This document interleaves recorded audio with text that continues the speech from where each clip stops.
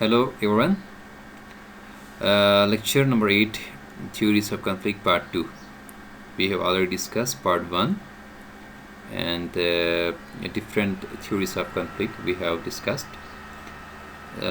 Now in these lectures, the Part 2 of conflict, we will discuss few more theories of conflict. The realist theory of conflict. Political realism explains conflict as inherent attributes of man. As far as men live with their badges of emotions, so will conflict remain a part of their habitat and as well as long remain a political animal, which is interest different from of others, so shall conflict of interest remain a feature of society. Basically आप लोगों ने ये अगर हम इंटरेस्टेशन की बात करेंगे, इंटरेस्टेशन में या पॉलिटिकल इंटरेस्ट इन पॉलिटिक्स में there is different school of thoughts, approaches. One is liberalisms, new liberalisms, political realism and new realisms, classical realisms, बहुत सारे अप्रोचेस है. तो इसमें बेसिकली पॉलिटिकल रियलिज़म जो है वो रियलिस्ट है, जो बेसिकली उनका जो मेन फोकस होता है वो ह्यूमन नेचर की बात करेंगे. ह्यूमन नेचर और the is the responsible for the conflict in society. वो सोसाइटी को, वो स्टेट्स को एज अ ह्यूमन नेचर के हिसाब से देखते हैं. More importantly, as long as there is a scarce resources where most man are ambitiously seeking comfort or control of resources, conflict is inevitable. Basically अगर हम जॉन हॉब्स की बात करेंगे तो वो उसने लिखा था कि इंसान जो है क्या है, बेसिकली बाय नेचर जो है वो सेल्फिश है, अच्छा ब्रूटिश है, और इस तरह वो अपने सिर्फ अपने इंटरेस्ट को देखते हैं सोसाइटी में. तो वो जो पॉलिटिकल एनिमल्स है वो बेसिकली अपने ही इंटरेस्ट को देखेंगे, दूसरे के इंटरेस्ट को वो नहीं देखेंगे. तो जब आप अपने इंटरेस्ट की बात करेंगे तो वहाँ पे एक कन्फ्लिक्ट क्रिएट होना एक लाजमी बात है.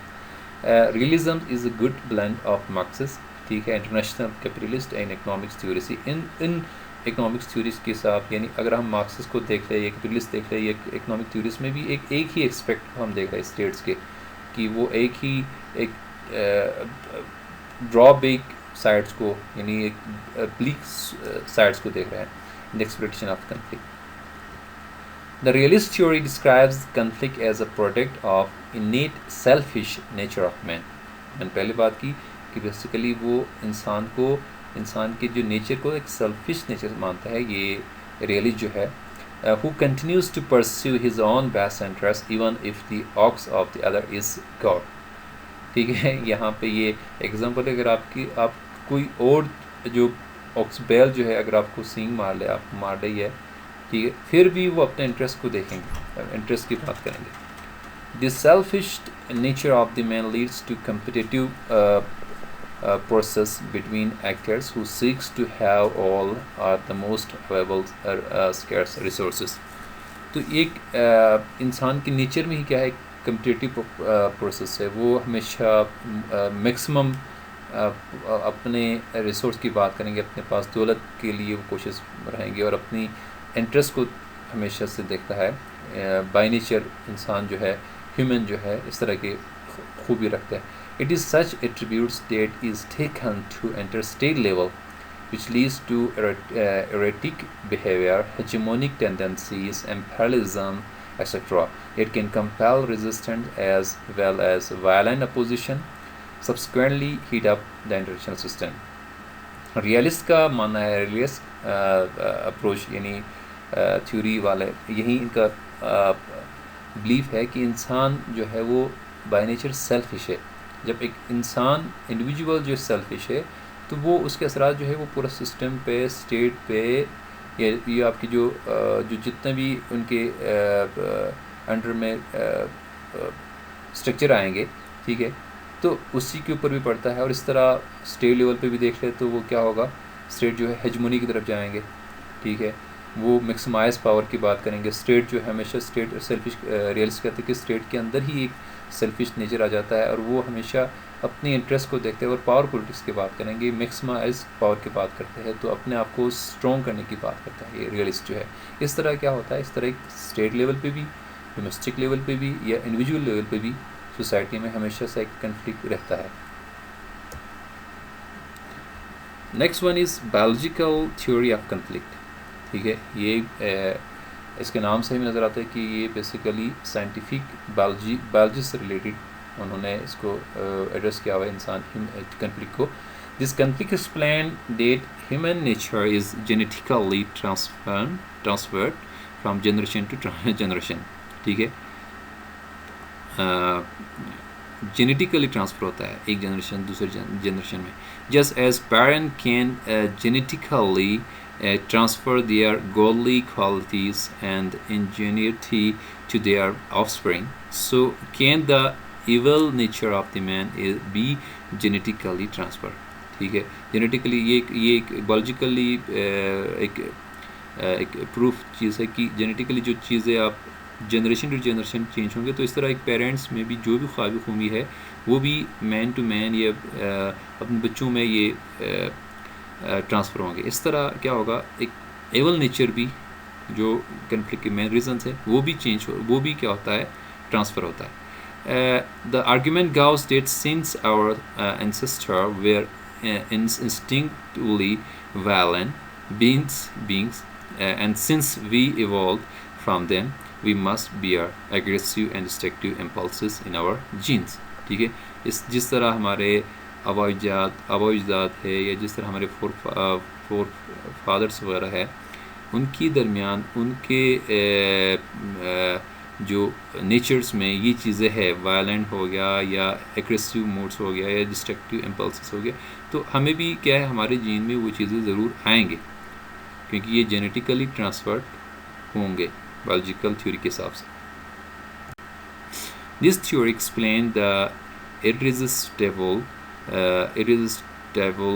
outbreaks of violent impulses as ascribed to fixed biological tendencies। ठीक है, as such aggression is spontaneous and could be uncontrollable। ठीक है, ये by nature create हो जाता है और ये uncontrollable है, कंट्रोल नहीं कर सकते by क्यों, because it is in your gene, ये बायोलॉजिकली आपके अंदर शामिल हो चुके हैं, so it is not possible to control it. ये इन लोगों का मानना है। This line of thought underlines the assumptions about the greatness of certain people, clan or family, or the pride, arrogance and aggressiveness of particular nations and group।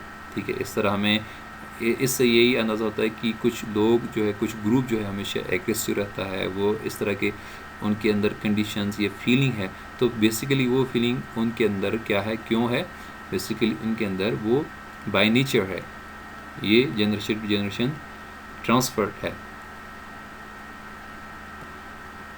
The last our theory of conflict is frustrations, anger, aggressions.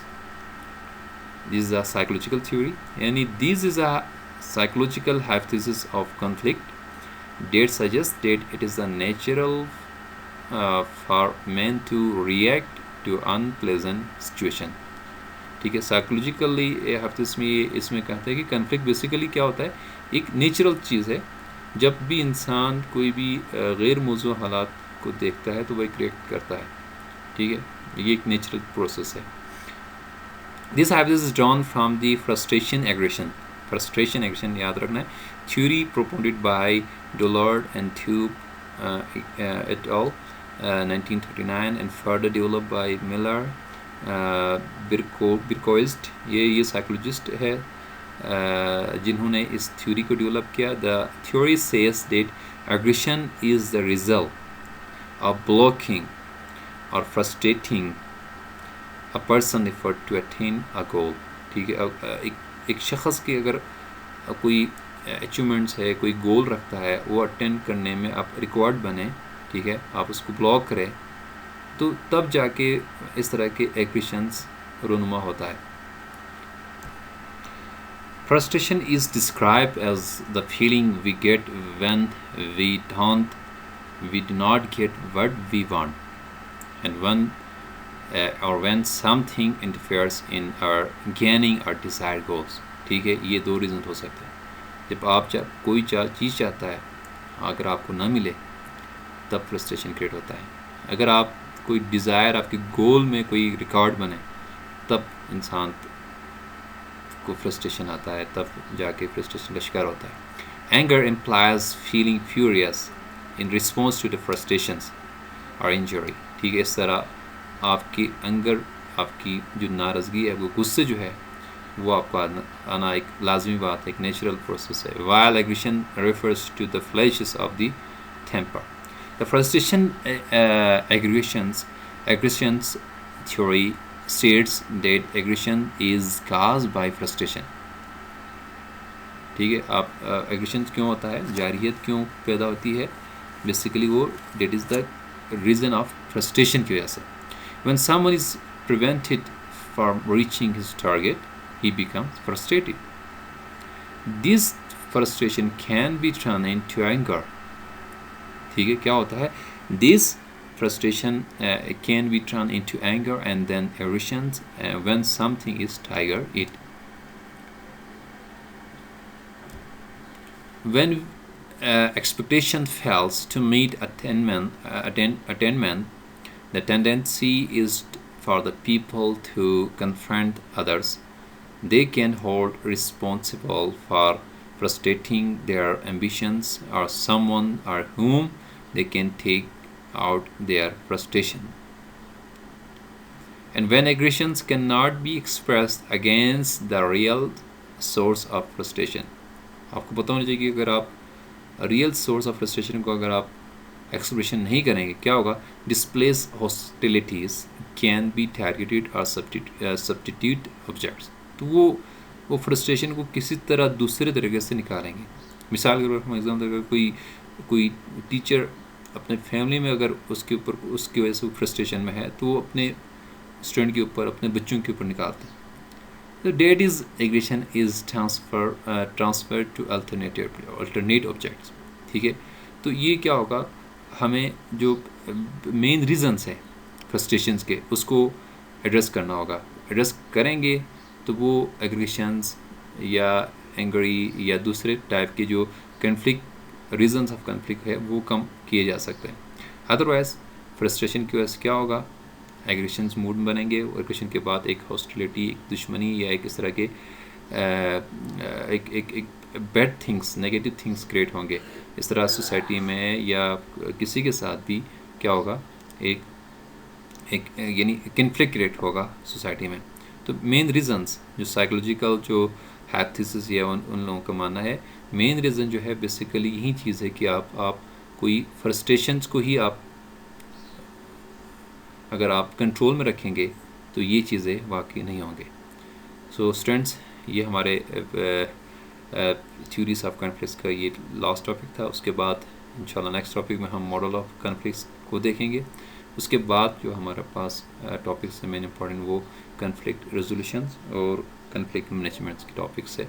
तो जितने भी topics conflicts हमने पढ़े हैं, तो उन conflict को आप किस तरह मैनेज करेंगे, उसके बाद उसको किस तरह रिजोल्व करेंगे, कौन कौन से टेक्निक होंगे जो हम यूज़ करते हुए एक कॉन्फ्लिक्ट को हम